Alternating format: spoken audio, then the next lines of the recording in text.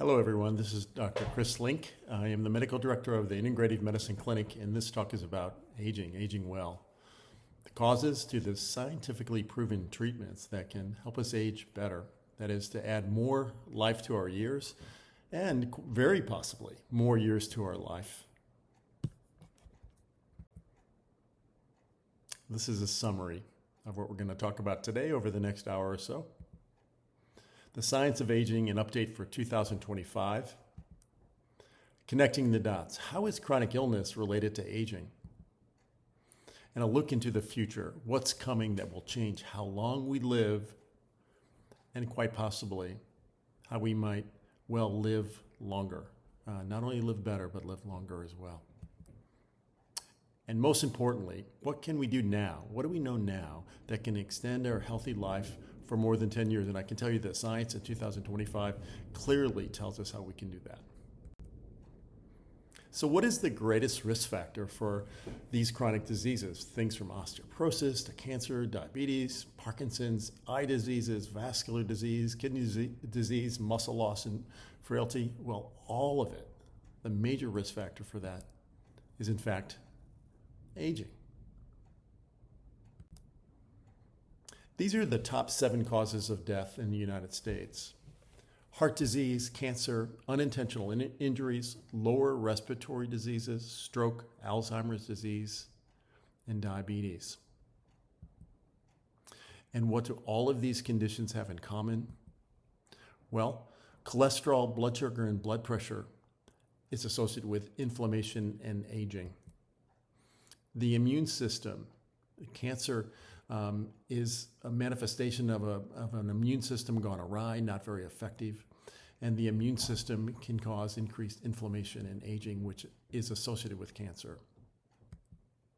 Unintentional injuries, frailty, muscle loss, bone loss, this is clearly related to aging. Lower respiratory illnesses, the immune system goes awry, becomes ineffective, and there's more inflammation.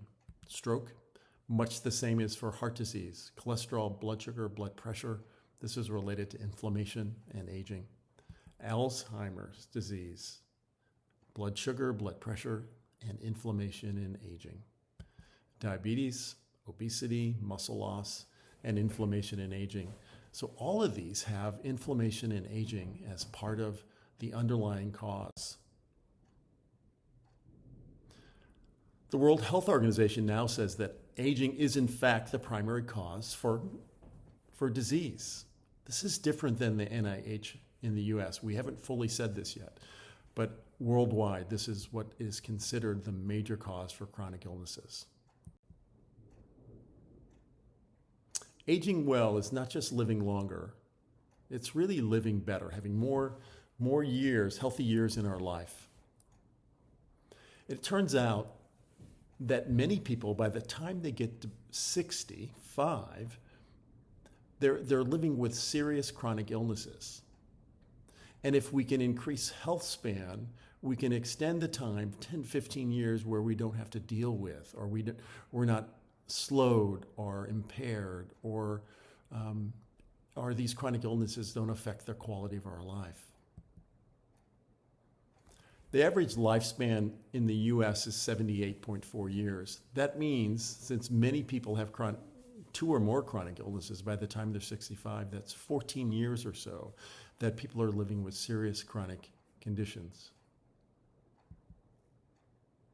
So what improves health span and healthy aging? There are many proven interventions. As I mentioned before, there's significant information these days about diet, nutrition, supplements, exercise that can impact our life in such a way that we improve our health span by 10 or more years. So I want to introduce you to the Kahn siblings. This picture on the left is circa 1920, and the picture on the right is 2010. And from left to right is the Kahn siblings at that time. There were 110, 107, 109, and 102.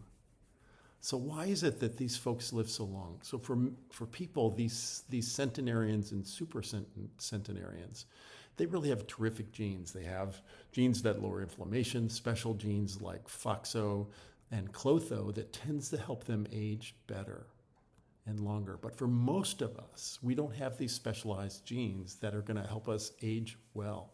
So we need to take in more consideration on the way we take care of ourselves. So if you don't have relatives, many of them living to 100 or more, we need to make sure that we're physically strong and we're conditioned. We optimize our nutrition. We do healthy screens. We make sure that we do our colonoscopies and mammograms and PSAs and other things, blood pressure management. We need to get good sleep, stress management, and it's appropriate use of medications and supplements.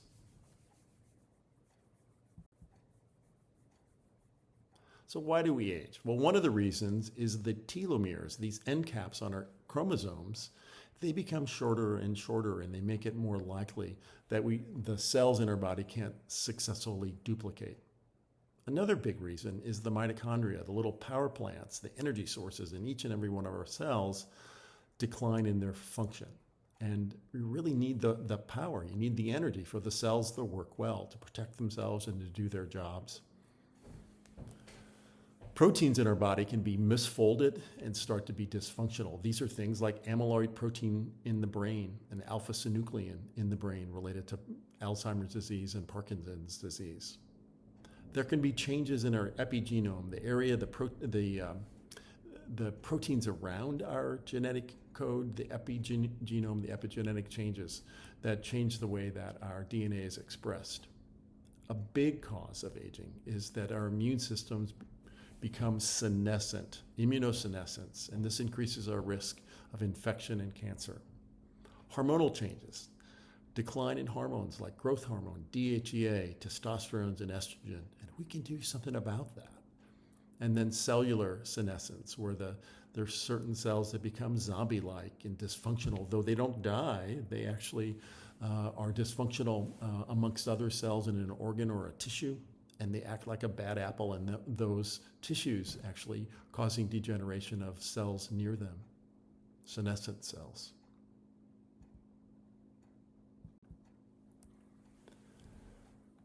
So on the the science of aging in the 21st century.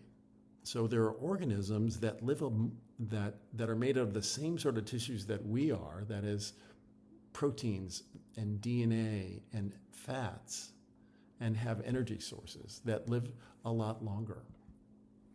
The naked mole rat is this rat in the upper left. A typical rat lives 3 or 4 years, where this naked mole rat lives over 30 years. It is a hideous looking animal, but nonetheless it has the capacity to repair and to live longer and actually be reproductive for longer.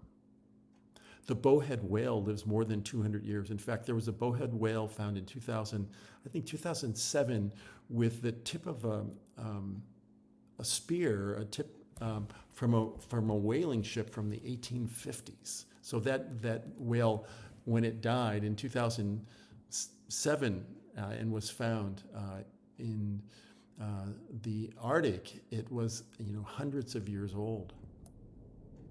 The bristol cone pine, one of the oldest living organisms, can live up to 5,000 years.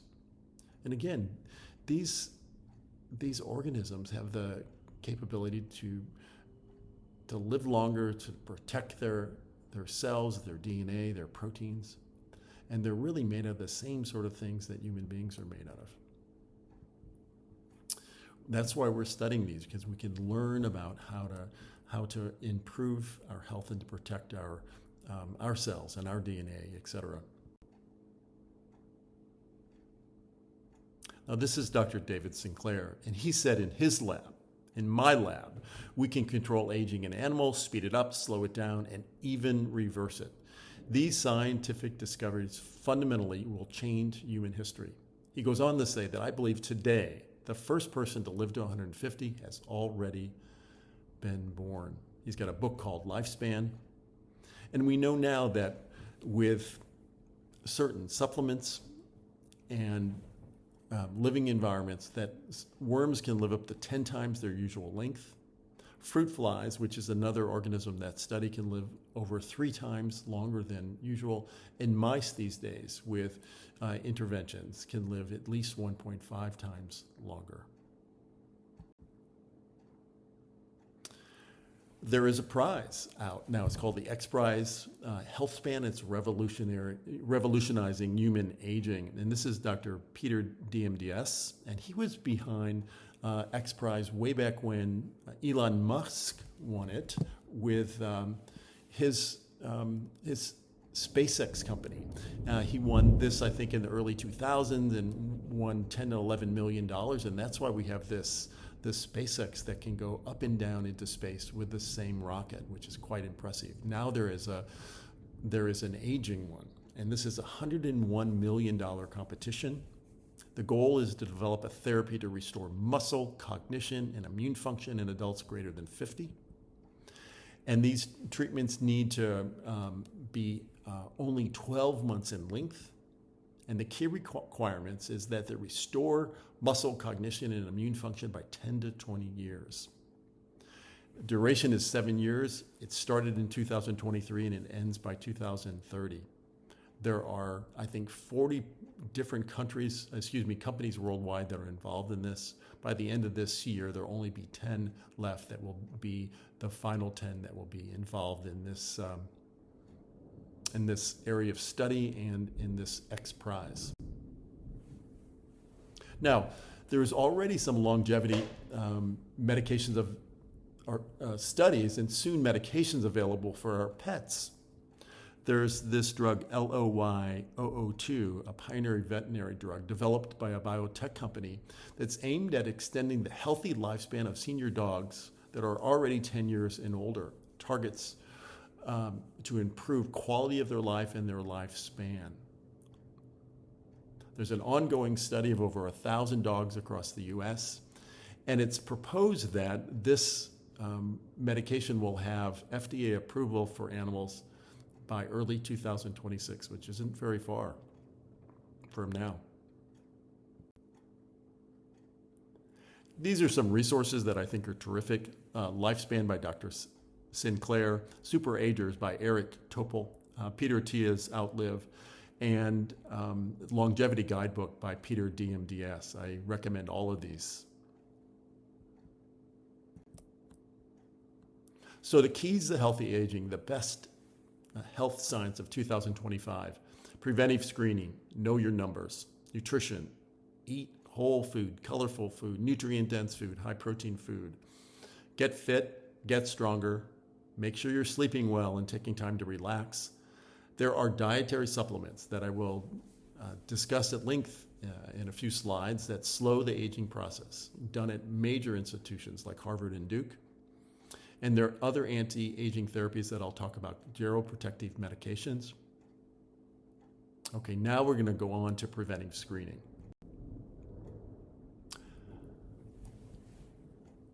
It is absolutely key that you know your blood pressure. Every adult should have a blood pressure cuff at home, and you should have a pretty consistent pattern, once or twice a week, of knowing your blood pressure and making sure it's in the normal range. And the normal range for adults is 120/80 or less. So 130 is not good for our brain and our heart long term. You want to know your cholesterol, and not just the total cholesterol, but you want to know the apolipoprotein B, another factor called the Lp(a), and you may well think about coronary and carotid imaging. These can be done safely, and they're about $100 each in our local community and many other communities around the U.S. So they're not expensive. Often this imaging and for screening is not covered by insurance, but thankfully it's not very expensive. Standard cancer screening like mammograms, PSAs, prostate evaluations, colonoscopies and Cologuard, skin cancer evaluations, cervical cancer evaluations. And we'll talk about advanced liquid cancer screening, the test called Gallery, and whole body MRIs that may be helpful in this regard as well. So know your numbers. These are some important numbers to know. How many daily steps? I was really pleased to know over the last few years that I had about 6,000 steps daily on average in 2019. Now I'm up to 9,000 steps. More steps, the better. Body weight, you want to have a good idea of your percent body fat, and this can be done by measuring your hips and your waist. We'll talk about this in a minute, but you can also do a low-cost DEXA scan, a low-dose radiation scan at local radiology departments that will tell you your lean body mass and your fat body mass. Certainly want to know your blood pressure, your cholesterol, your blood sugar, A1C, insulin level, and then some key supplements like the omega-3 level, vitamin D level, B12 level. And then there's a genetic test that tells us about our risk for cardiovascular disease and dementia, and that's ApoE protein. Another one that's getting significant play these days is the VO2 max, how well you can exercise hard. Turns out that that's directly related to how long you will live well. The screening I mentioned briefly before is the coronary calcium scan, but there's also a carotid screening. So we look both at the carotid arteries and the coronary arteries and know your bone density, particularly if you're 50 and older in a woman and 70 and older in a man. Waist size. This is a study that was done in the Journal of the American Medical Association, and they showed that waist size was directly related to memory. Waist to hip ratio. So for a woman, your waist should be only 80% of your hips, and if you're a man, it should be 95%. That is, your waist should be thinner than your hips for both a man and a woman. And women, and people that had this normal ratio had better brain function and memory. It turns out that the visceral, the fat in and around our organs that makes our abdomen large or possibly larger than our hips is associated with inflammation and actually cancers and dementia and cardiovascular disease and diabetes. This is a picture of a coronary calcium scan, a CAC. This is a non-invasive test, just takes a few minutes. It's relatively low radiation, just a little bit more than it would be for a mammogram. And it really lets us know if we have early coronary plaquing. So it's even more important than your cholesterol level because it tells you directly, are you making atherosclerosis or plaques in your arteries? It turns out that people who know this tend to be much more compliant with their medication, their exercise, and their diet. So this is an important one to know. And many people can order this on their own if they talk to the local radiology departments. But your doctor can help you order this too. Now this is a DEXA scan, and this can give you information both about bone density, but in this case, it's giving information about body composition. And hopefully you can see this here. This is an individual that had a body comp done in March of 20 and then all the way up to March of 25. The age went from 59 to 64. And the percent body fat was 10.7%, which is really low for a man back in 2020, and it was 11.5% in March of 25. And then it looks at the total mass. The weight went from over 200, 207, and then down to 196. The fat pounds went from 19 pounds up to 30 pounds, now back to 21. So this is better. And the lean body mass, this is the muscle in the bone, went from 161 pounds to 168. So this is something that you can get. It's usually less than $100, and it really helps us know the two important factors: the lean body mass and then the body fat composition. And this helps us guide our exercise and our strength training program. You know, it's both to know how much fat we have and how much muscle. The muscle is a very important currency for healthy functional capacity and health as we get older.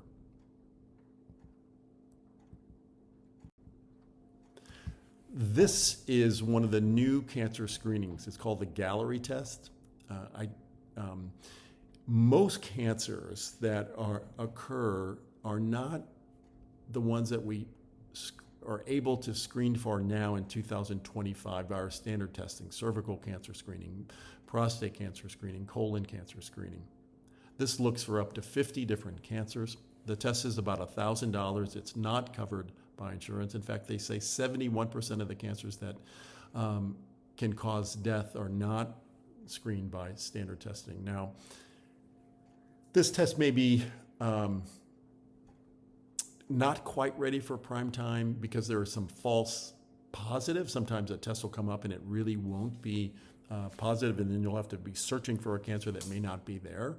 And there are some false negatives. It's not going to catch every different cancer. But I do think over the next several years, these tests will get better and better, and they will help us diagnose cancers early, which is the way to diagnose a cancer. Because then, when it's caught early, it can often be treated and completely cured.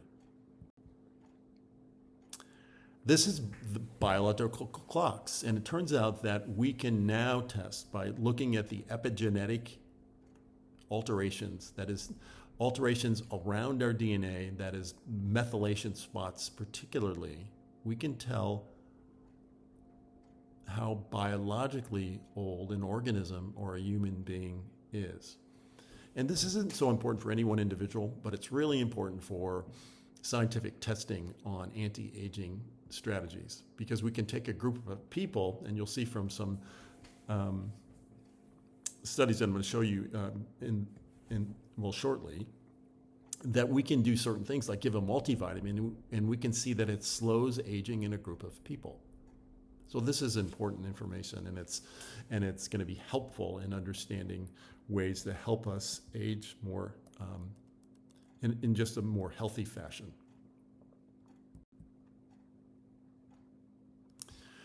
This is one of those studies. Individual and additive effects of vitamin D, omega-3, and exercise on DNA methylation clocks. This is February of 2025. It looked at about 800 Swiss participants, and they used multiple different epigenetic clocks, so several different clocks that have been validated. Omega-3 showed a protective effect on slowing biological aging by about 3 years. And omega-3, which is safe and expensive, this is something that I'm going to recommend at the end of the talk for all of us to be taking.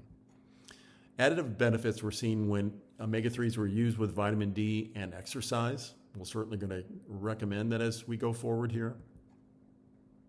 So we know now that there are health interventions that are safe and inexpensive that slow biological aging now in 2025. This is a picture of a whole body MRI, which is another way to screen. And it screens for, so, I think many of us may have had an MRI, say of a shoulder or a hip or a knee. So now we can do a whole body MRI in about 45 minutes. These are cash pay. They're usually available in major cities like New York and Dallas, Chicago, etc. Soon they'll be more available than that. And they can find very small solid tumors in the lungs or the kidneys or the intestines. It can also find orthopedic conditions, neurological conditions, and abnormalities of blood vessels like aneurysms, which are dilatations or swelling of blood vessels at different parts of the body that can lead to a weakening of the blood vessel and rupture. And if that happens in the brain, it can be deadly. This is called, the major company that does this is Prenuvo. I think this is one of those tests that isn't quite ready for prime time, both because of its cost. It's not generally covered by insurance. Also because there can be some false positives where we see some things so early that we're not quite sure what to do with them yet. And it can lead to testing, further testing, biopsies, etc. But it can clearly also find things that are important and that can extend a person's life if they're found early, like a pancreatic tumor or a lung cancer, for example. Let's talk about geroprotective. That means elderly protective medications. It turns out that they're out there already, and some of these are already approved by the FDA for other uses.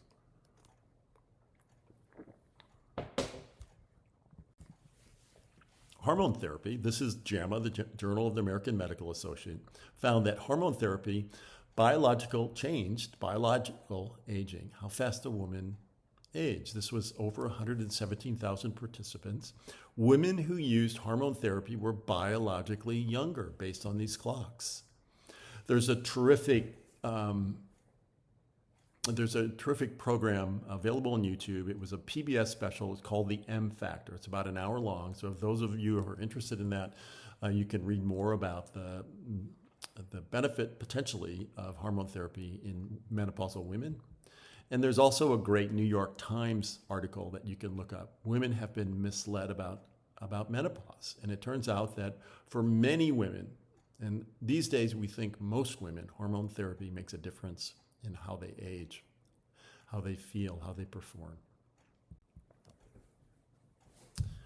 There's a study that should be beginning soon. It's called the TAME study, and this is looking at a medication called metformin. That's one of the most used medications worldwide for diabetes, and they're using it to see if it slows aging. So TAME study, to prove that aging can be targeted. The TAME trial will look at 3,000 non-diabetics, interestingly, and it'll run for about 6 years. And the idea is to really show in the US that we can not only target a particular disease like diabetes or heart disease or cancer, but we can look to target many diseases by working on the aging process itself. Here's an interesting study with metformin, where they looked at metformin being used for osteoarthritis of the knee, and they found that people who used metformin had less pain, and in fact, they underwent knee replacement surgery 27% less than the patients who had chronic pain in the knee and did not use metformin. So this is something I'm certainly thinking about and using in some patients with chronic knee pain, because it makes a difference in the inflammation and pain in the knee, and maybe in even the preservation of the joint. Metformin is safe, it's inexpensive, and I found this to be a very interesting study. What about other glucose-lowering medications in health? Well, it turns out that some of the new ones, like the GLP-1s, the medications that everybody's heard about recently, the Zepbounds and Ozempics, et cetera, that we've been using for diabetes and for weight loss. Well, it turns out that in large studies, people who used the GLP-1s had a 33% decreased likelihood of dementia. Wow. So if you control blood sugar and inflammation in the body, the risk of dementia decreases. There's another group of medications called the SGLT2, which is an oral medication that lowers blood sugar. This is a medication like Jardiance. And in that group, there was about a 43% reduction in Alzheimer's disease. So they weren't given this to prevent Alzheimer's. They just looked at large groups of patients that were using these medications and found that they had significantly less Alzheimer's disease. There's also some data that shows that these medications will make a difference potentially in Parkinson's disease as well, another neurodegenerative disease. Now, rapamycin is a medication that's being studied in animals and humans to slow the aging process. Rapamycin works even when administered in late life. So this is an animal study in which they gave mice when they were more than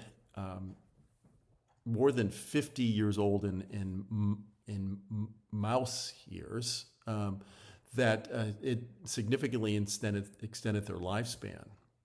And it delays age-related dysfunction in heart muscle and immune system, improved cognitive function in these animals, and it reduced cancer. Now, this is a study of rapamycin in humans called the Pearl study. Was completed in 2024. It was a 48-week study, and they found that in various health metrics, muscle mass increase, pain decrease, particularly in women taking 10 milligrams of rapamycin weekly. I think this is a very interesting study. It gets our attention. Rapamycin is often used in standard medical care to help people with transplants. It helps the transplant organ, whether it be a kidney or heart, lung, to survive better in the human being. Now, this is definitely not prime time, but this is a very interesting concept. It's called parabiosis in aging. Way back in about 2005, researchers at Stanford linked two animals. Now, these were a young mouse and an old mouse, but they were clones, so they had exactly the same genes. So they linked their blood supplies, and they found that the young blood that went from the young mouse to the old mouse rejuvenated the older mouse. But interestingly, the aged blood actually aged the younger mouse more rapidly. So there's something in young blood that can rejuvenate, and there's things in old blood, inflammation markers, inflammatory proteins and modulators likely, that actually speed aging.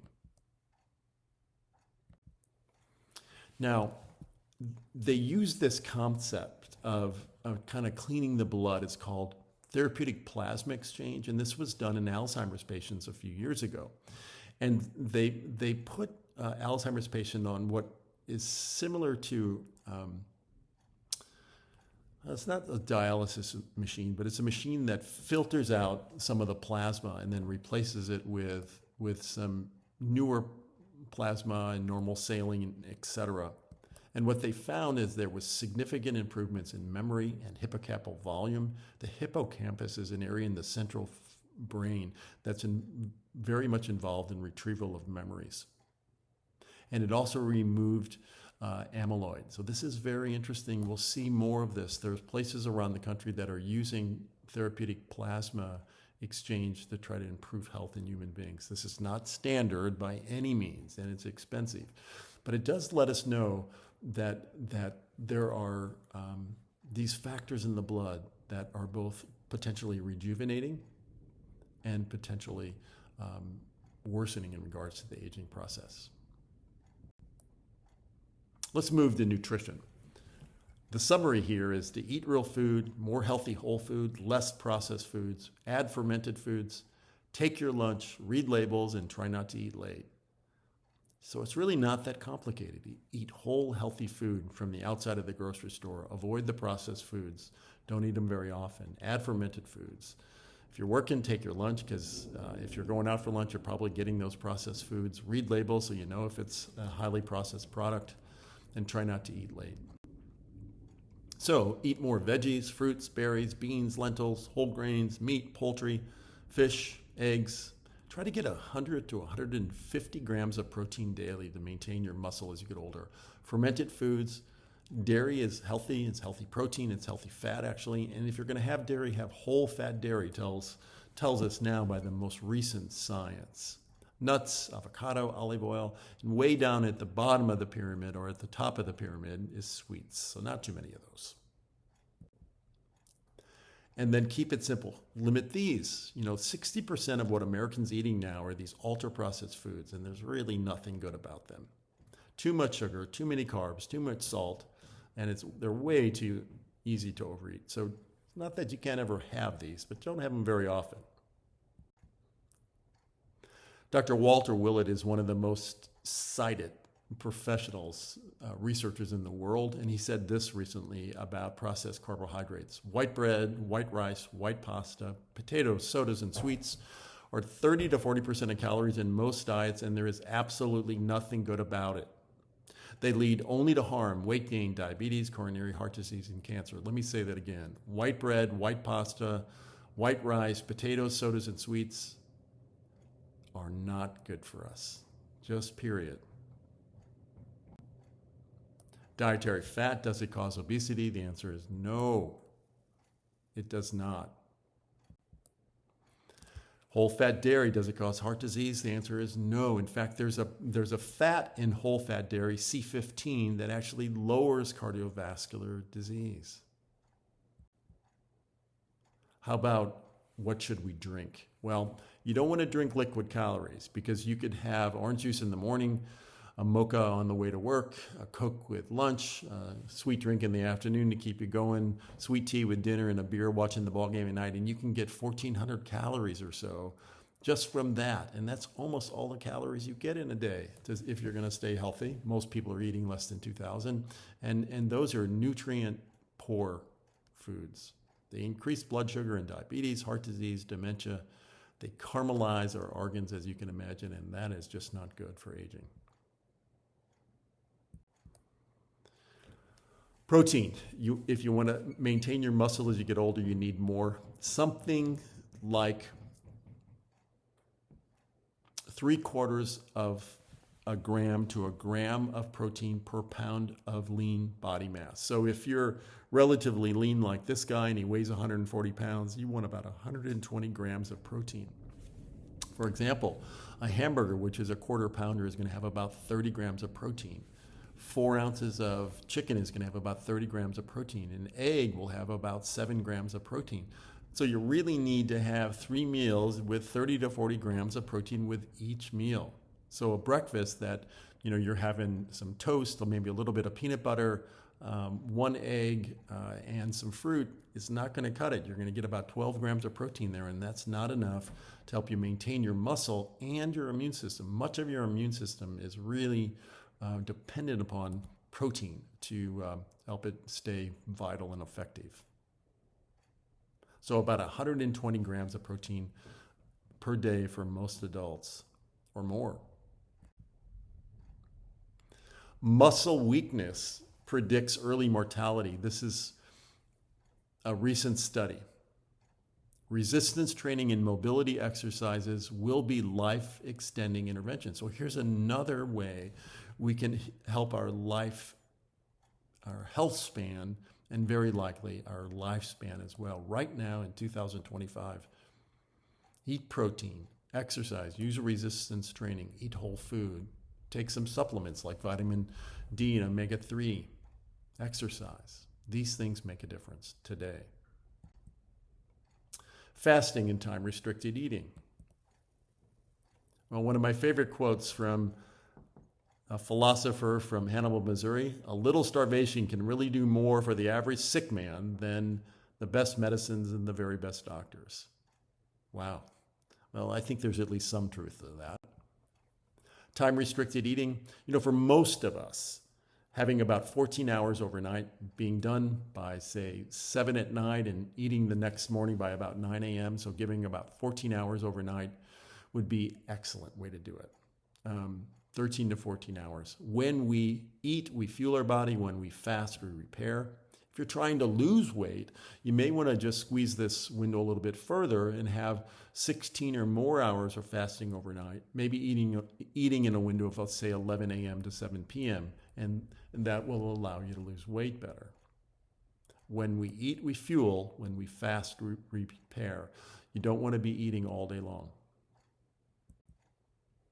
The fasting mimicking diet is one of the most powerful tools that we have in medicine for rejuvenation. And this is a diet that you do for 5 days consecutively, monthly for 3 months, and then quarterly. This is Dr. Longo. If anybody's interested in this, he has many terrific videos on YouTube. So it's 800 vegetarian calories daily, low sugar, low protein, and the benefits of fasting while still eating some. So it's a fasting mimicking diet. You do this for 5 days. At the 800 calories, your body feels like it's fully fasting, and you get the benefits. Again, optimally for 3 months in a row, and then quarterly. More on the fasting mimicking diet. It improves insulin sensitivities and lowers glucose. It reduces IGF-1, which can be a cause of some cancers. It reduces CRP, which is a manifestation of better or lower inflammation. It reduces senescent cells. Those are the zombie-like cells that can detract from the function of many different organs in our body, like our kidneys and liver and heart and brain. It increases stem cells. So when you start eating on the days after the 5 days of the fasting mimicking diet, you can liberate many stem cells that help us repair tissues in our body that may need repair. It rejuvenates the immune system, lowers infection rate, and cancer. I love the fasting mimicking diet. I have many patients in my clinic who've done well in it. And I've done it 5 times already this year in 2025. It's done me some good as well. Prolon is a box of food you can buy from USC that is 5 days of food. or you can do it yourself. And I use Amy's Vegetarian Soups, and I use Dr. Google to tell me, if I'm going to have a snack of pumpkin seeds or a half an avocado or something like that, how much protein, how many calories. So again, it needs to be vegetarian, 800 calories, low protein, 5 days in a row, monthly, and then quarterly. Just a great way to take care of yourself. It's one of those amazing things in medicine that has all benefit and no serious side effects. Exercise is medicine. So Peter Tia, one of the best physician educators in our country, says exercise is by far the most potent longevity medicine, period. Unfortunately, most people aren't doing it enough. So you want to move, you want to get that 7,000 to 10,000 steps. I think I mentioned earlier that I'm averaging about 9,200 steps a day in 2025. You want to get stronger, resistance training, a couple of days a week, get your legs stronger. You want to push and pull with the upper body. You want to do lunges and squats with the lower body. And you want to find ways to get your heart rate up too. Powerful medicine. Exercise, daily step counts, and intensity reduces both cancer and cardiovascular disease. Almost 80,000 people were followed. The more steps, the longer they lived. So this is another intervention right now in 2025 that will reduce your risk of cancer and cardiovascular disease and help you live longer and better. Every 2,000 steps lowers the risk of early death by 10%. 10,000 steps a day reduces the risk by 36%. Higher intensity, more benefit. I'll tell you though, if your body, if you have some arthritis, say in your back or your knees or hip, and you're getting 4,000 steps, see if your body will allow you to get 5,000 or 6,000. See if you can't get on an exercise bike. See if you can't go swimming or do some water aerobics. It doesn't have to be walking. You want to find ways to move. Not enough time to exercise? Really? You add 1 year to your life for every 1,000 steps a day you average. I think we've got the time. Get stronger. Muscle strengthening activities. Muscle strengthening activities lower heart disease and cancer risk by 15%. Just 30 to 60 minutes a week is enough to do the trick. We've got the time for this. Both women and men. And you might think about getting a trainer. It can make a huge difference. Look at the biceps on that girl. Aerobic training, that is getting your heart rate up. So if you're walking, find times to walk briskly. Do some hills. Do some rapid walking for a few minutes if you go out for a 30-minute walk, run some or speed walk some. Find ways to get your heart rate up. Challenge your balance too. Love yoga and Tai Chi and these sorts of things. So let's move from exercise to sleep. It repairs. It helps us refresh. If you want to sleep well, you need to limit food in the last couple of hours before bed. Alcohol clearly disrupts healthy sleep. Caffeine does in light.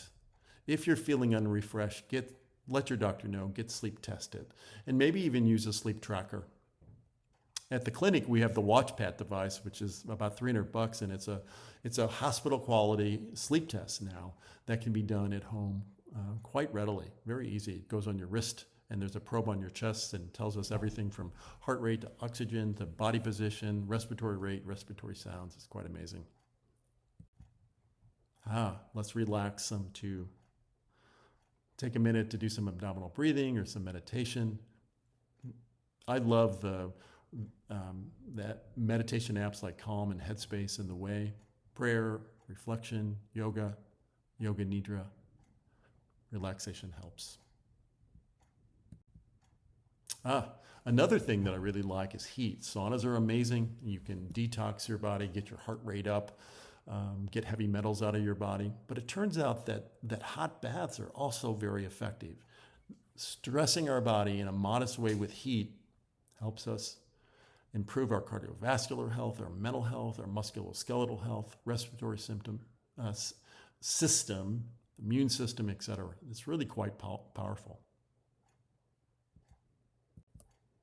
Nutritional supplements. These are some key ones: vitamin D, B12, omega-3, and vitamin in a multivitamin. They improve longevity, lower autoimmune disease, and slow cognitive decline.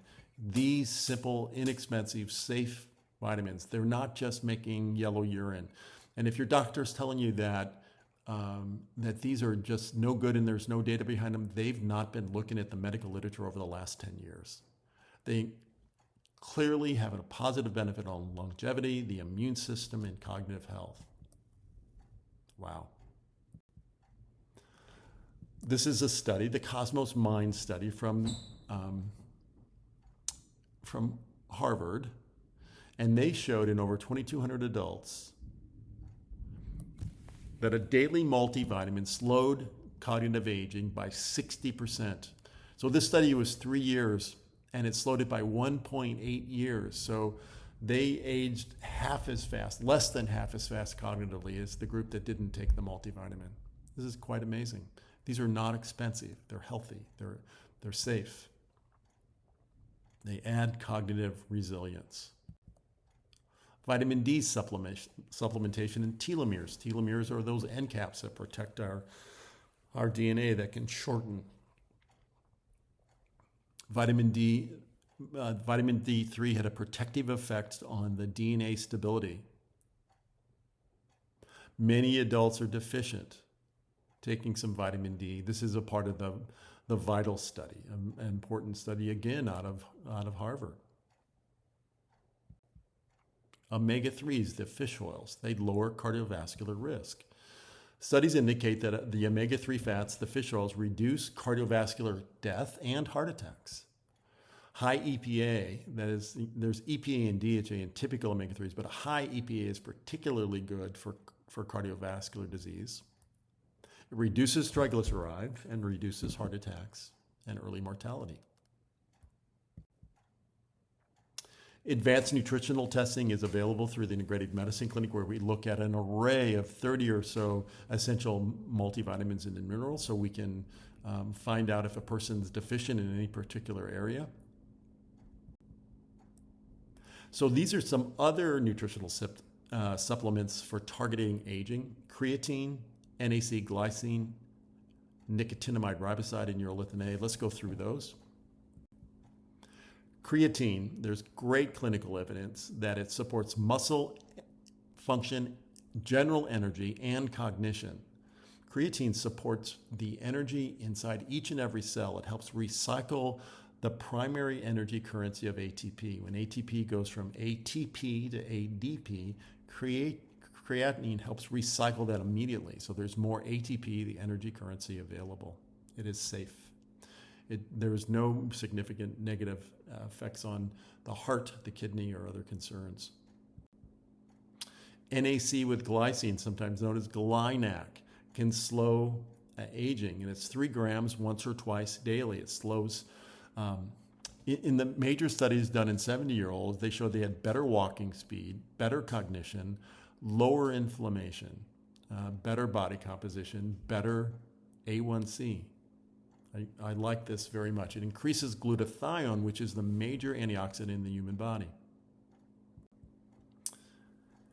Nicotinamide riboside provides NAD, which is an energy currency as well, and it's protective for the DNA inside the cell. It can lower inflammation as well.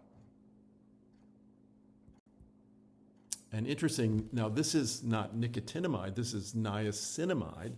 This is simple vitamin B3, and it significantly reduces skin cancer by 50%, 500 milligrams twice daily.